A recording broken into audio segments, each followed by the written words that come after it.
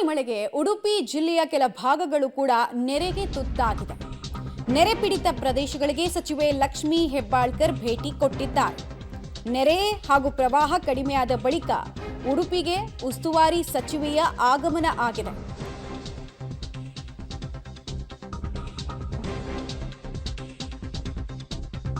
ಗುಜ್ಜರಬೆಟ್ಟು ಕಡಲ ತೀರಕ್ಕೆ ಭೇಟಿ ಕೊಟ್ಟ ಸಂದರ್ಭದಲ್ಲಿ ಸ್ಥಳೀಯರು ತರಾಟೆಗೆ ಕೂಡ ತೆಗೆದುಕೊಂಡಂತಹ ವಿಚಾರ ತಿಳಿದು ಬರ್ತಾ ಇದೆ. ನೆರೆ ಪೀಡಿತ ಪ್ರದೇಶಗಳಿಗೆ ಸಚಿವೆ ಲಕ್ಷ್ಮೀ ಹೆಬ್ಬಾಳ್ಕರ್ ವಿಸಿಟ್ ಸಂದರ್ಭದಲ್ಲಿ ಕೆಲವರು ತಮ್ಮ ಅಸಮಾಧಾನವನ್ನು ಕೂಡ ಸಚಿವೆಯ ಮುಂದೆಯೇ ವ್ಯಕ್ತಪಡಿಸಿದ್ದಾರೆ.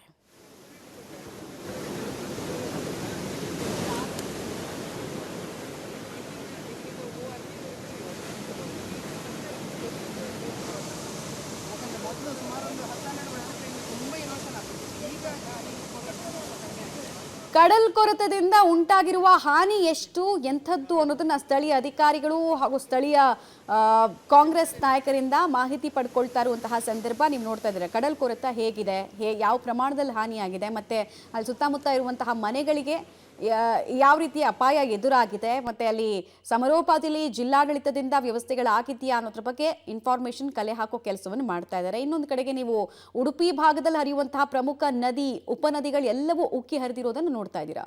ಡೀಟೇಲ್ಸ್ ಕೊಡ್ತಾರೆ ದೀಪಕ್ ಜೈನ್. ಲಕ್ಷ್ಮೀ ಹೆಬ್ಬಾಳ್ಕರ್ ಅವರು ಭೇಟಿ ಕೊಟ್ಟ ಸಂದರ್ಭದಲ್ಲಿ ಕೆಲವರು ತರಾಟೆಗೆ ತೆಗೆದುಕೊಂಡ್ರು ಅಂತ ಕೇಳ್ಪಡ್ತಾ ಇದ್ವಿ. ಸೊ ಯಾವ ಕಾರಣಕ್ಕೆ, ಎಲ್ಲಿದಾಗಿರೋದು, ಏನ್ ರೀಸನ್ನು, ಮತ್ತು ಉಸ್ತುವಾರಿ ಸಚಿವೆಯ ಭೇಟಿ ಪರಿಶೀಲನೆ ಯಾವ ಹಂತದಲ್ಲಿದೆ? ಹೌದು, ಕಳೆದ ಒಂದೂವರೆ ತಿಂಗಳಿಂದ ಮಮತಾ ಉಡುಪಿ ಜಿಲ್ಲೆಯಾದ್ಯಂತ ಭಾರಿ ಮಳೆ ಆಗ್ತಾ ಇರುವಂತದ್ದು.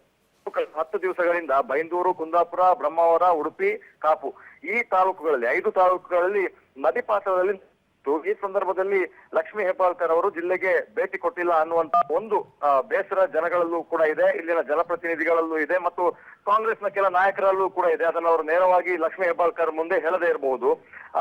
ಇಂತಹ ಸಂದರ್ಭದಲ್ಲಿ ಇವತ್ತು ಭೇಟಿ ಕೊಟ್ಟಾಗ ಕಡಲ್ಕೊರೆತ ಆಗಿರುವಂತಹ ಪ್ರದೇಶಕ್ಕೂ ಕೂಡ ಬಂದಿದ್ದಾರೆ. ಗುಜ್ಜರಬೆಟ್ಟು ಈ ವ್ಯಾಪ್ತಿಯಲ್ಲಿ ಪರಿಶಿಷ್ಟ ಪಂಗಡಗಳಿಗೆ ಮತ್ತು ಪರಿಶಿಷ್ಟ ಜಾತಿಗೆ ಸಂಬಂಧಪಟ್ಟಂತ ಮನೆಗಳಿದೆ. ಈ ಭಾಗದಲ್ಲಿ ಕಡಲ್ಕೊರೆತ ಆದಲ್ಲಿ ಮುಂಚೆ ಅಲ್ಲಿ ಕಲ್ಲುಗಳನ್ನ ಮಾಡಬೇಕಿತ್ತು ಅನ್ನುವಂತ ಒತ್ತಾಯಗಳನ್ನ ಸ್ಥಳೀಯರು ತಿಳಿಸಿರುವಂತದ್ದು. ಅದರ ಜೊತೆಗೆ ಕಡಲ್ಕೊರೆತ ಆಗ್ತಾ ಇದ್ದಂತೆ ಅಲ್ಲಿಗೆ ವಾಹನಗಳ ವ್ಯವಸ್ಥೆ ಕೂಡ ಇಲ್ಲ, ಲಾರಿಗಳಲ್ಲಿ ಕಲ್ಲುಗಳನ್ನ ತಂದು ವ್ಯವಸ್ಥೆಗಳಿಲ್ಲ. ಈ ಒತ್ತಾಯಗಳನ್ನ ಸ್ಥಳೀಯರು ಮಾಡಿದ್ದಾರೆ. ಅದರ ಜೊತೆಗೆ ಶಿರೂರು ಪ್ರದೇಶಕ್ಕೆ ಭೇಟಿ ಕೊಟ್ಟಿದ್ದಾರೆ. ಸೋಮೇಶ್ವರ ದೇವಸ್ಥಾನದ ಸಮೀಪದಲ್ಲಿ ಒಂದು ರೆಸಾರ್ಟ್ ಆಗ್ತಾ ಇದೆ, ಅದಕ್ಕೊಂದು ರಸ್ತೆಯನ್ನ ಸಂಪರ್ಕ ಮಾಡುವಲ್ಲಿ ಜೇಡಿ ಮಣ್ಣಿನ ಗುಡ್ಡ ಕುಸಿತ ಆಗಿದೆ. ಈ ಸಂದರ್ಭದಲ್ಲೂ ಕೂಡ ಅಂದ್ರೆ ಆ ಕಾಮಗಾರಿಗೆ ಅವಕಾಶಗಳನ್ನ ಕೊಡಬಾರದು ಅನ್ನುವಂತ ಒತ್ತಾಯಗಳನ್ನ ಕೂಡ ಸ್ಥಳೀಯರು ಮಾಡಿರುವಂತದ್ದು. ಈ ಸಂದರ್ಭದಲ್ಲಿ ಲಕ್ಷ್ಮೀ ಹೆಬ್ಬಾಳ್ಕರ್ ಮಾತನಾಡ್ತಾ, ನಾನು ಆದಷ್ಟು ಭೇಟಿಗಳನ್ನ ಮಾಡ್ತಾ ಇದ್ದೇನೆ ಮತ್ತು ಮೀಟಿಂಗ್ ಗಳನ್ನ ಮಾಡಿದ್ದೇನೆ. ಈ ಉಡುಪಿ ಜಿಲ್ಲೆಯ ಜನತೆ ಜೊತೆ ಇದ್ದೇನೆ ಮತ್ತು ಶೀಘ್ರ ಪರಿಹಾರಗಳನ್ನ ಕೊಡಿಸುವಲ್ಲಿ ನಾವು ಕೆಲಸ ಮಾಡ್ತೇವೆ ಅನ್ನೋ ಮಾತುಗಳನ್ನ ಕೂಡ ಲಕ್ಷ್ಮೀ ಹೆಬ್ಬಾಳ್ಕರ್ ನೀಡಿದ್ದಾರೆ. ಮಮತಾ, ಧನ್ಯವಾದ ದೀಪಕ್ ಜೈನ್ ತಮ್ಮ ಮಾಹಿತಿಗಾಗಿ.